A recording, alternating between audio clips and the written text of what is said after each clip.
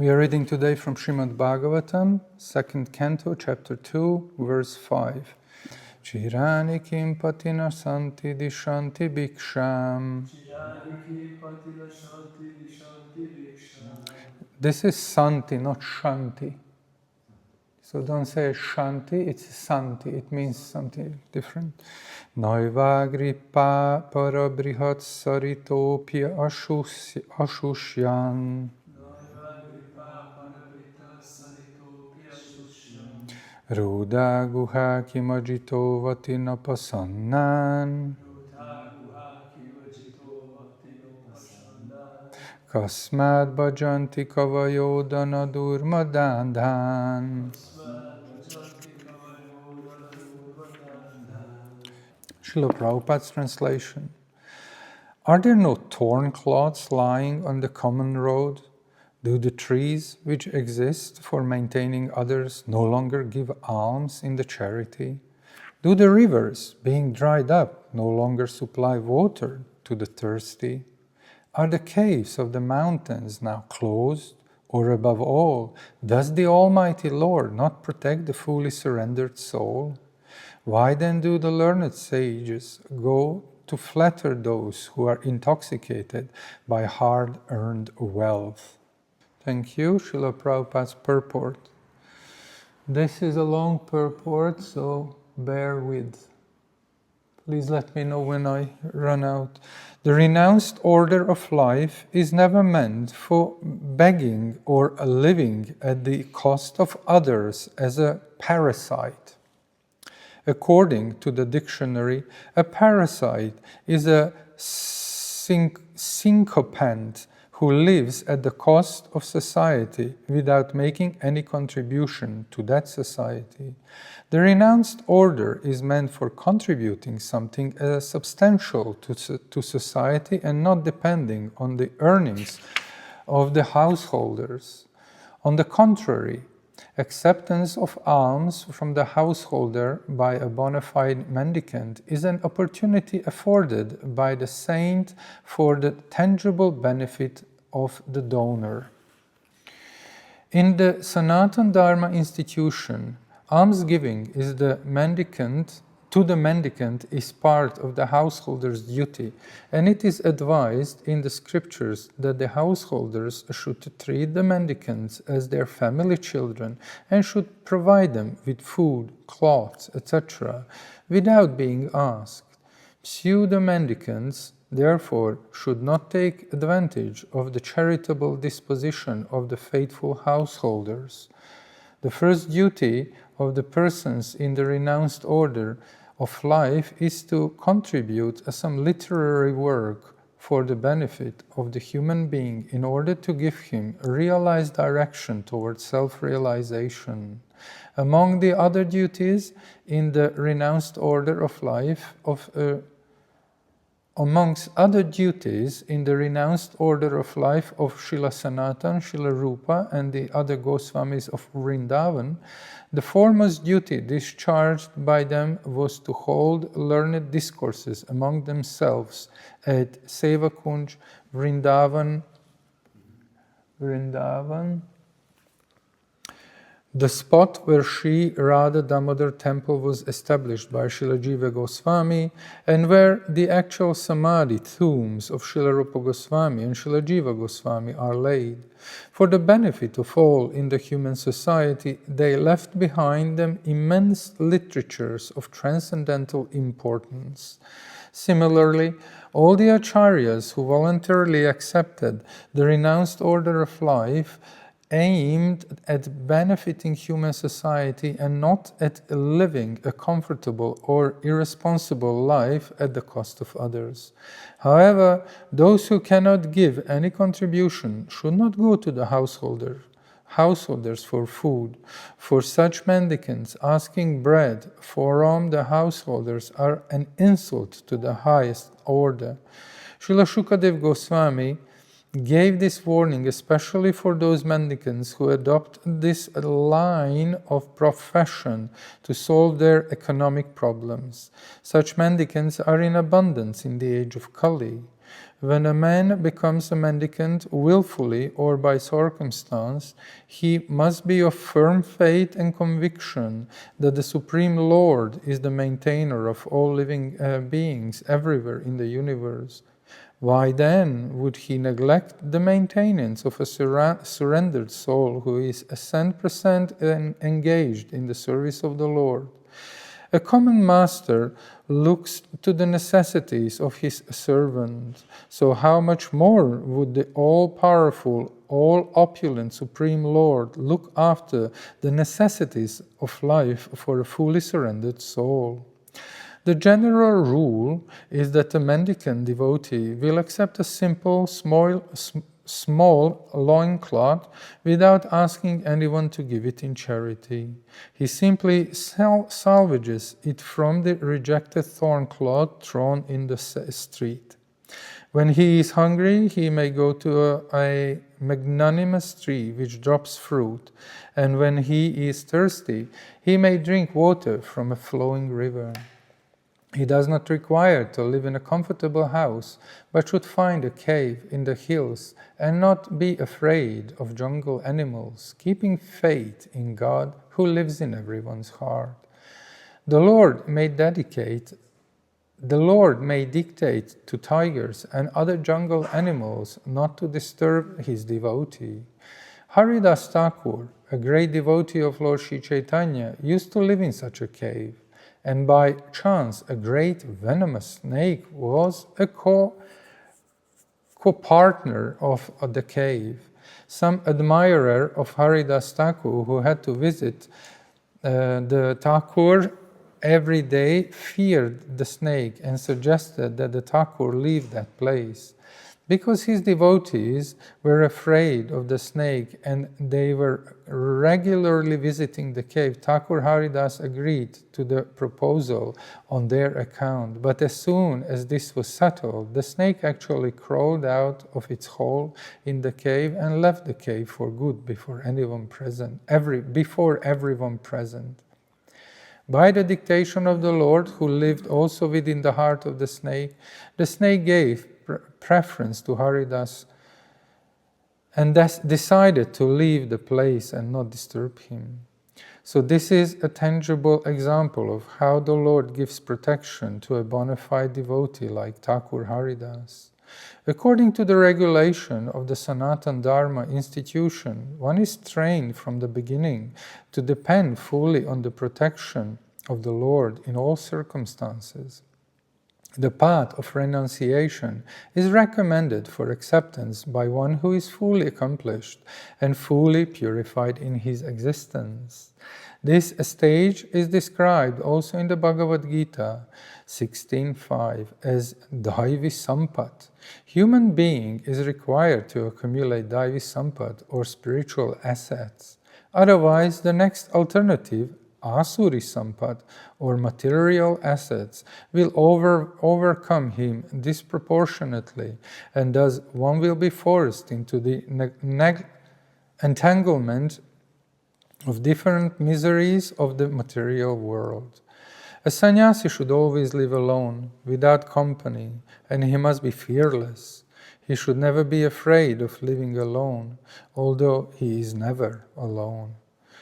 The Lord is residing in everyone's heart, and unless one is purified by the prescribed process, one will feel that he is alone. But a man in the renounced order of life must be purified by the process. Thus he will feel the presence of the Lord everywhere and will have nothing to fear, such as being without any company. Everyone can become a fearless and honest person if his very existence is purified, the discharging and prescribed duty for each and every order of life. One can become fixed in one's prescribed duty by faithful oral reception of Vedic instructions and assimilation of the essence of Vedic knowledge by devotional service. Where is it? Okay. By devotional service to the Lord. Once more the verse, today verse. Chirani kim pati nasanti dishanti bhiksham naivangripa parabrihat saritopya ashushyan ruda guha kim ajito vatinapasannan kasmad bhajanti kavayo dhana durma dandan. Are there no torn cloths lying on the common road? Do the trees which exist for maintaining others no longer give alms in charity? Do the rivers, being dried up, no longer supply water to the thirsty? Are the caves of the mountains now closed? Or above all, does the Almighty Lord not protect the fully surrendered soul? Why then do the learned sages go to flatter those who are intoxicated by hard-earned wealth? Om Jnana Timirandasya Jnananjana Shalakaya Chakshurum Militam Yena Tasmai Shri Gurave Namaha Mukham Karoti Vaiṣṇavam Pangum Langayate Girim Yat Kripatamaham Vande Shri Gurum Dinatarina Vancha Kalpa Tarubhyascha Kripa Sindhubhyevacha Patitanam Pavanebhyo Vaiṣṇavebhyo Namo Namaha Ananda Lila Maya Vigrahaya Hema Badivyacha Visundaraya Tasmai Mahaprema Rasa Pradaya Chaitanya Chandraya Namo Namaste. Hare Krishna, dear devotees. So far, we arrived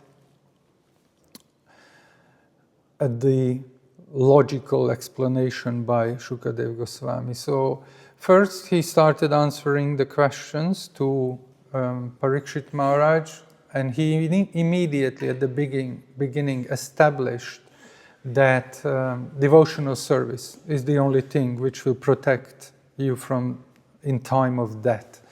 Then he explained that this devotional service must be conducted in an appropriate manner, how to sit, where to do, what to do, how to breathe, all those technical terms. And then he explained that this material world which surrounds us is not really helping us in our devotional endeavors, so we must understand to be detached from it.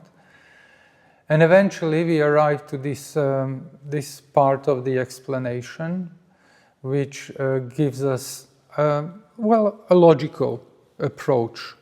So this is what actually we read. Do the trees no longer give alms? You know, it's logical, they do.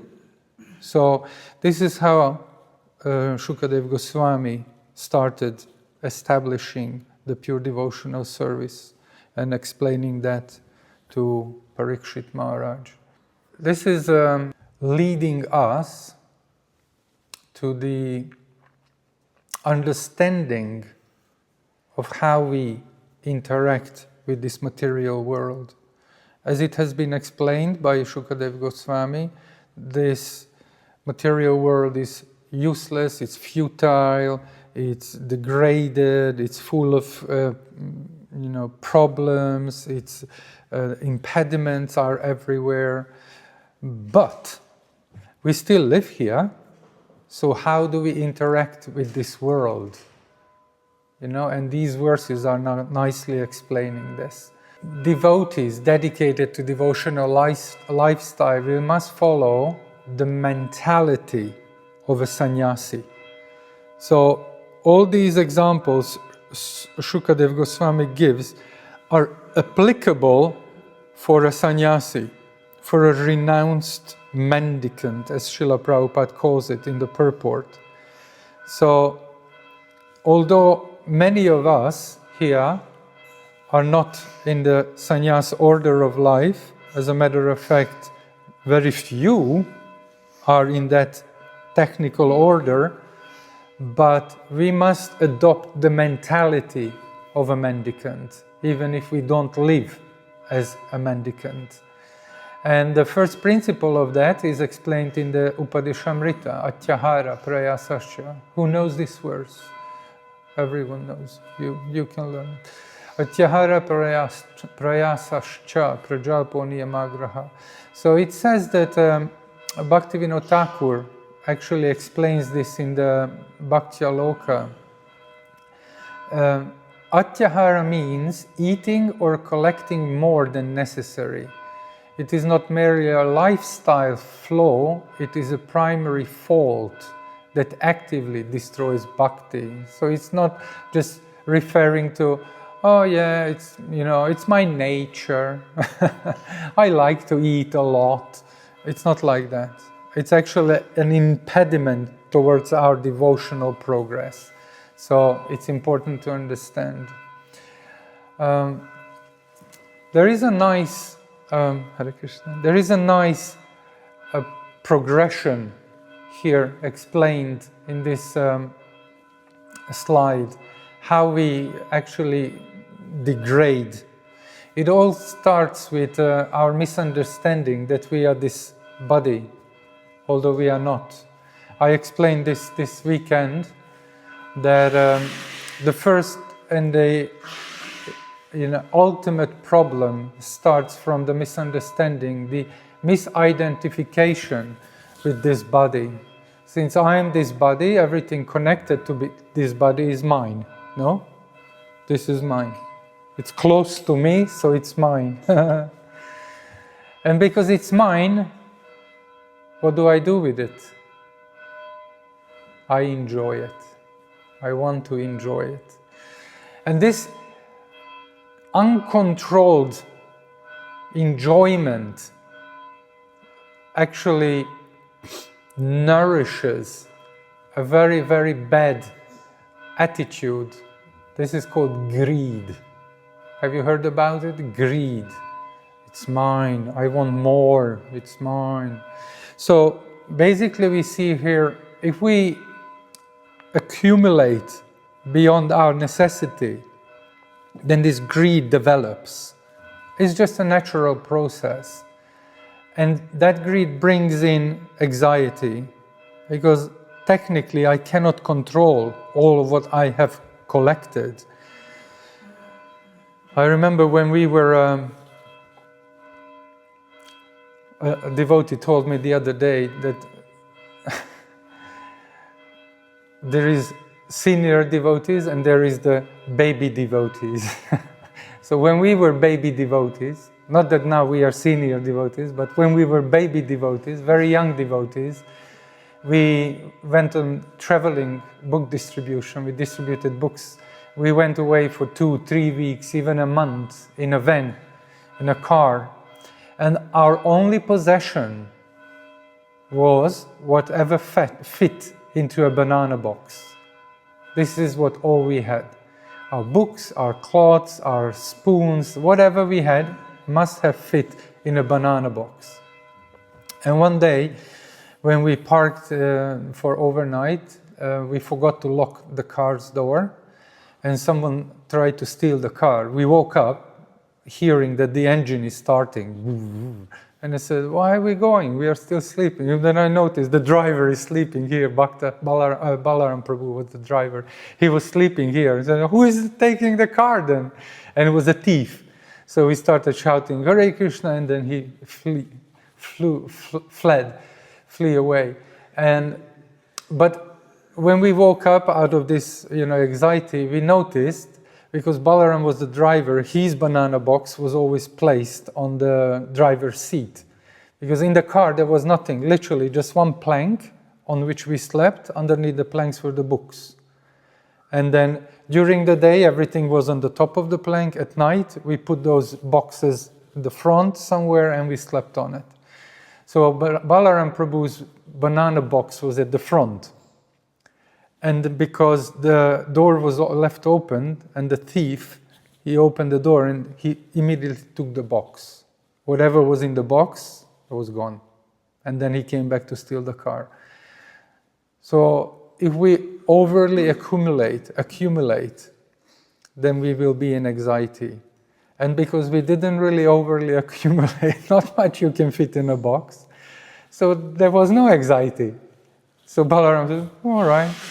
So I lended him one trouser, and then the other devotee, Chaitya Guru, he gave him a shirt, and then he went out to distributing books. And then he actually, during Sankirtan, he asked for charity from good-hearted people. He distributed books door to door, and then, you have old clothes, which fit me? Yeah, and they gave. So next day, his box was full. Anyway, so that's kind of the progression. The mind becomes controlled by material emotions, material mellows. That's a contamination. Don't consider this a very nice thing. Although it's very nicely phrased, it's not. It's actually a very, very disturbing feeling. And eventually takes us to our loss of goal, the aim, our spiritual life.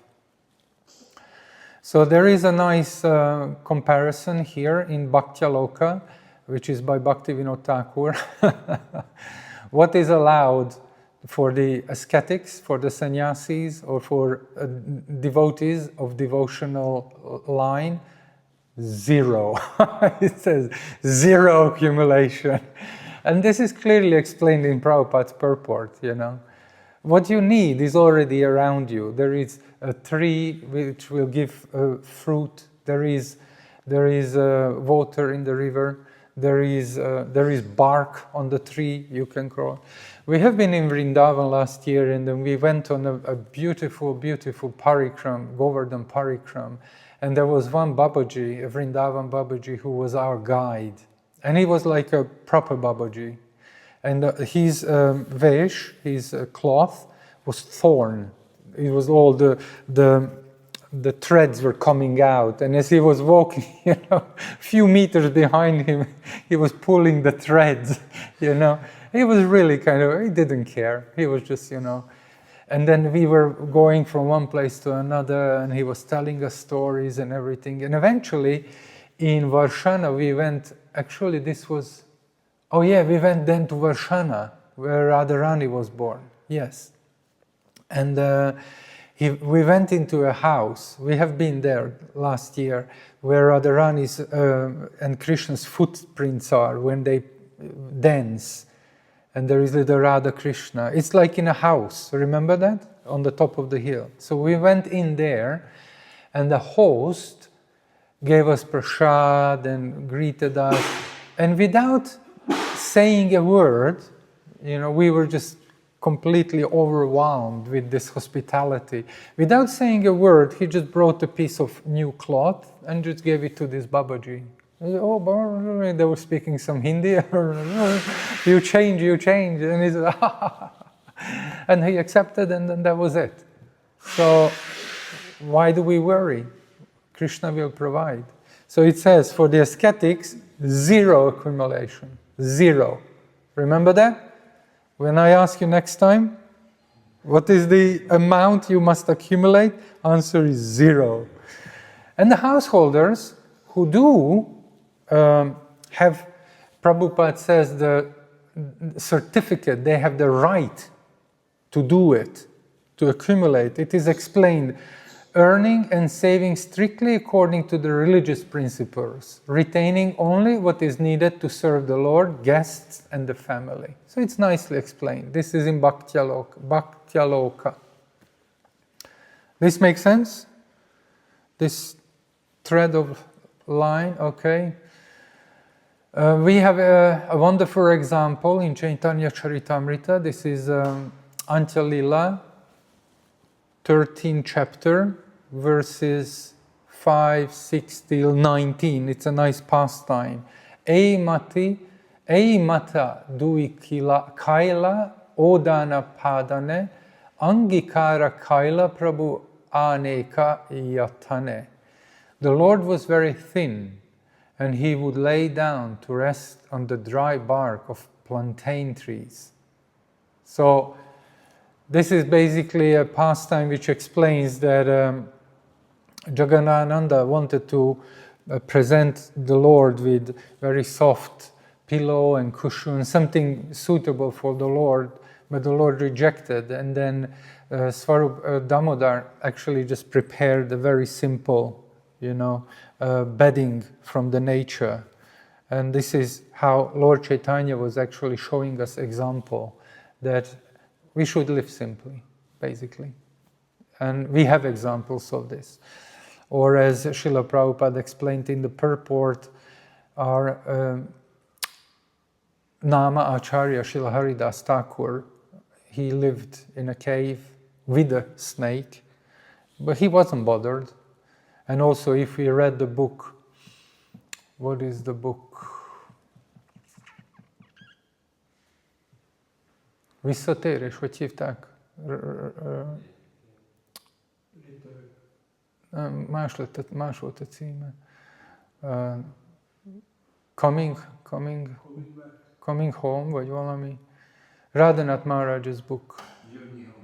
Journey Home, here we go. In his book, he also explained that in the Himalayas, where the yogis lived, there are always wild animals, always. But you are, completely surrendered to Krishna, to the super soul who lives in everyone's heart. And this fear, which I will come to, must be eradicated with this knowledge that Lord will protect.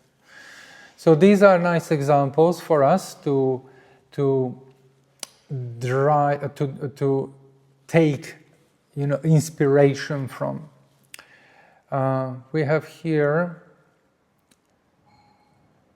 as I explained, we don't necessarily need to live on the street, under the tree, like the Goswamis did, drinking in the river, which is now completely polluted. So please don't do that. We don't necessarily have to wear a bark of a tree to cover our parts, but what is required is the spirit of renunciation, that mentality, that attitude. And then if we have that attitude, then we will be very pleased and happy with little. If we just have two dhotis, then we will look after it, protect it, make sure it's always clean. And this is what Krishna gave me, and then this is what I use in my service. I don't need more. And then I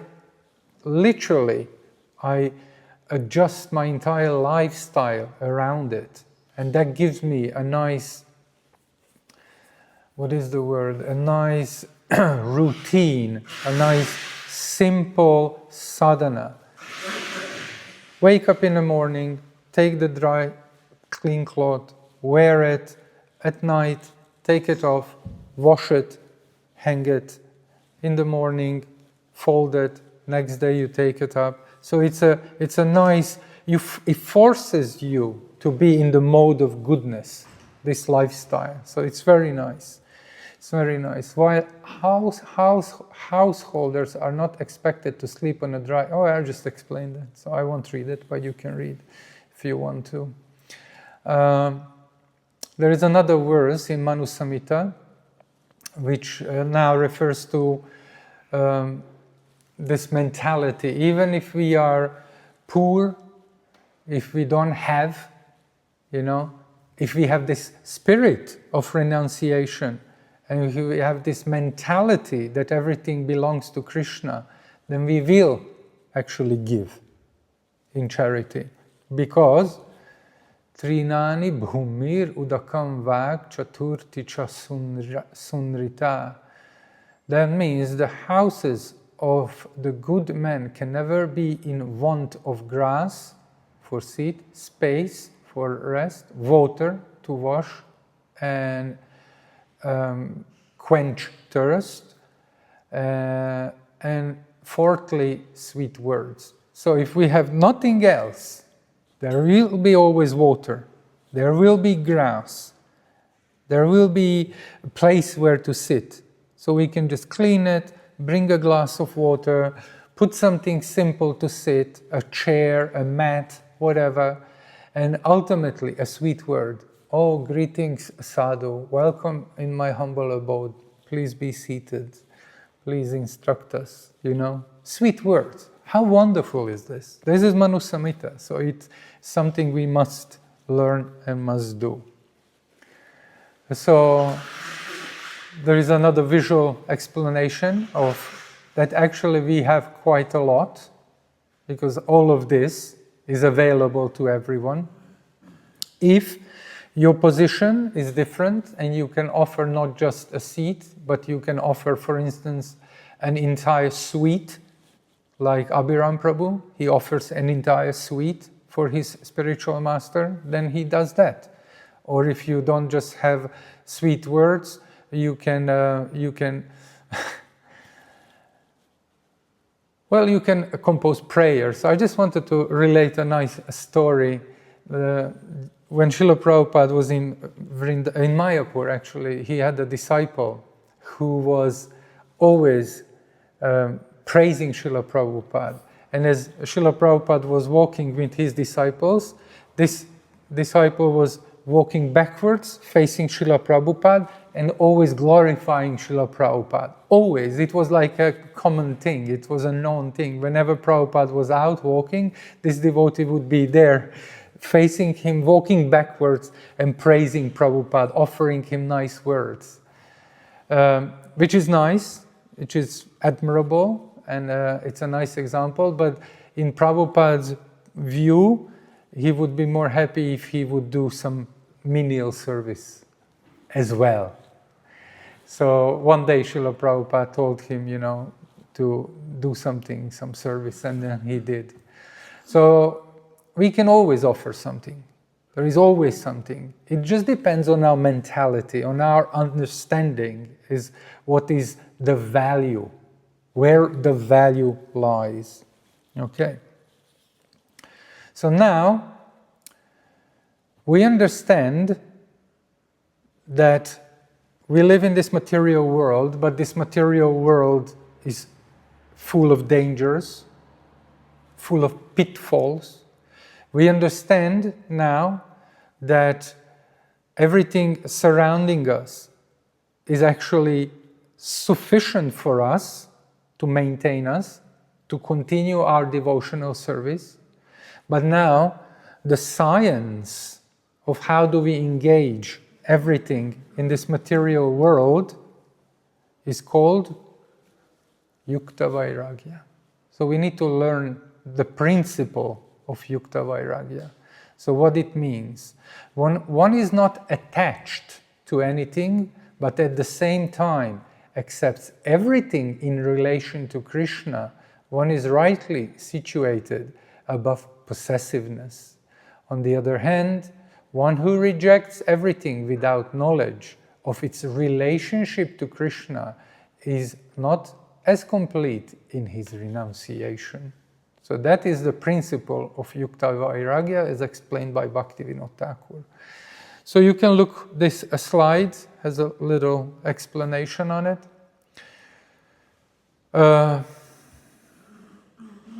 There are two aspects of Yukta Vairagya, as the word suggests, Yukta and Vairagya. Yukta is the important thing, not the Vairagya. Sometimes devotees confuse the principle and they just renounce Vairagya. They renounce. We don't need this. It's not good. But the Yukta is the most important aspect, to engage it in Krishna's service. Srila Prabhupada's favorite word is dovetail. You know dovetail? Dovetail. That means that like feathers, they fit together. They're like that. Dovetail. So we need to use everything in Krishna's service. And once we understand this principle in its core, then we will be happy in this surrounding.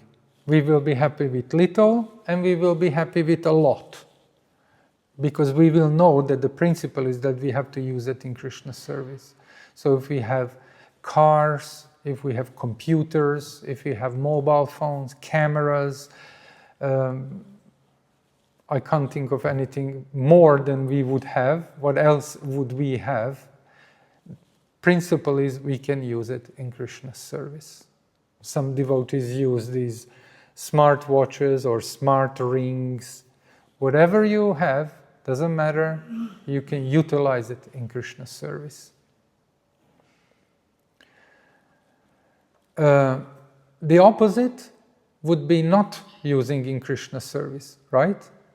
That would be atyahara. If one accumulates and uses things in his sense enjoyment. So these stand in opposite to each other. Yukta vairagya and atyahara. All right, let's go.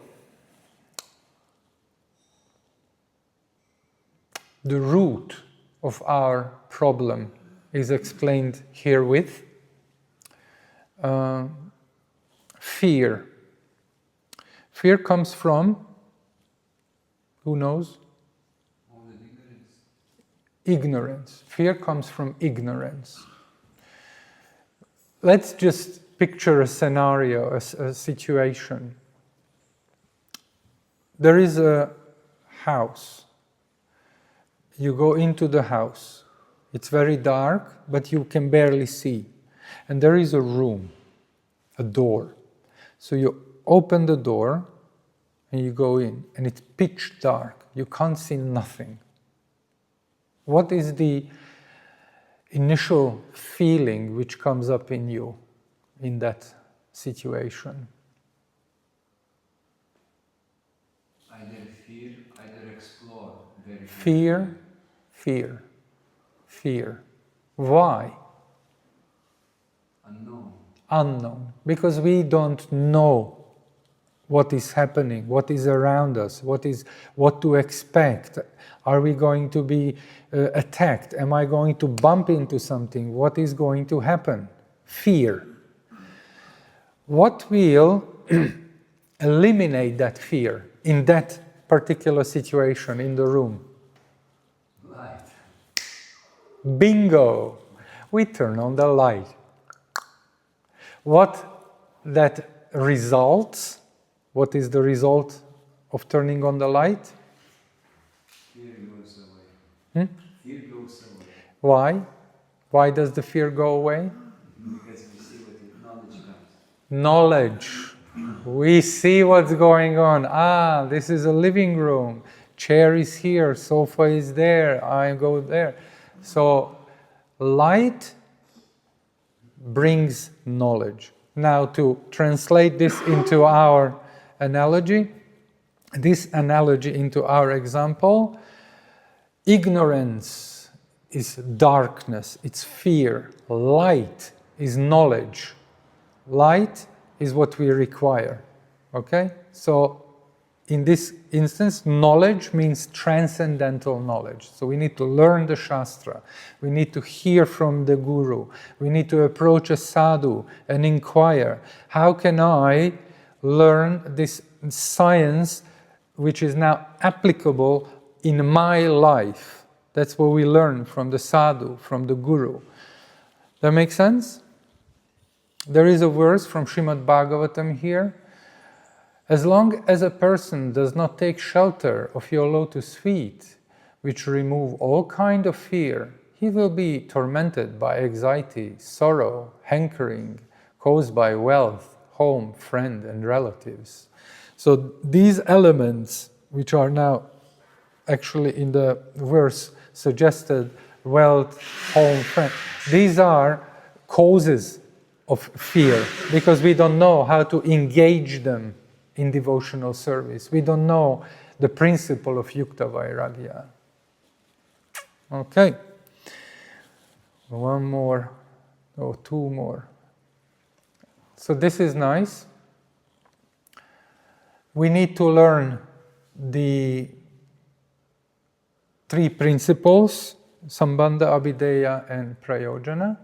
Knowledge about our existence, knowledge about the surrounding, the material world, and knowledge about the Supreme, Chit, Achit, Ishvara. That's how they're called. Chit, Achit, Ishvara. It's called Sambandha. And then we would actually be able, once we establish the appropriate sambandha, then we will be able to act on it, which is called abhideya. We will be able to engage ourselves appropriately to minimize our pain and suffering in this material world. So devotional service, what we do actually is already packaged everything, the whole complex principle of human existence in packaged for our benefit. So this is the beauty, this is the unparalleled benefit we are enjoying due to the mercy of Srila Prabhupada. So how he presented this Krishna consciousness to us already includes everything. We really don't have even, better you think about it, but you don't even have to think about it. It will automatically take you out of this material world and take you back home, back to Godhead. This is wonderful.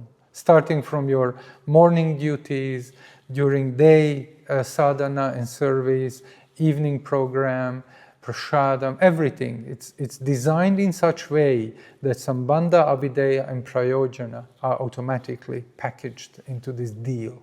The best deal. We got the best deal. In this material world, to render service to the lotus feet of Govinda, the cause of all causes, and to see him everywhere is the only goal of life. This much alone is the ultimate goal of human life, as explained by all the revealed scriptures. So this is how Srila Prabhupada concludes his purport as well, that we must see Krishna everywhere.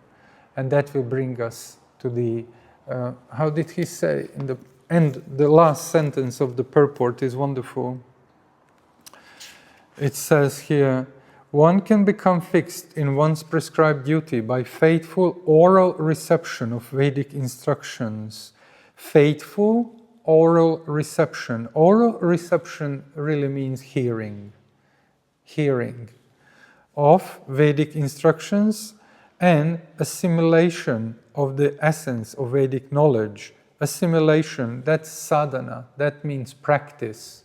How to practice what you heard. Essence of the Vedic knowledge by devotional service to the Lord. So these three actually explains how the perfection. It gives us, one can become fixed in one's prescribed duty by faithful oral reception. So fixed in one's prescribed duty, meaning establish your position. Who are you? What is your position with regards of Krishna, with regards of the nature? That's sambandha, correct? By faithful oral reception of Vedic instructions. Faithful oral reception, it gives you the attitude, the mentality, the mood in which you have to practice this situation.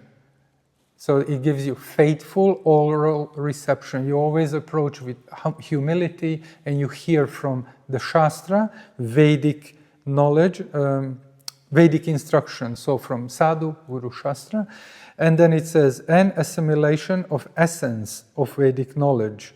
Then we have to practice. Practice, which is what we do. We wake up early, we come to the program, our sadhana.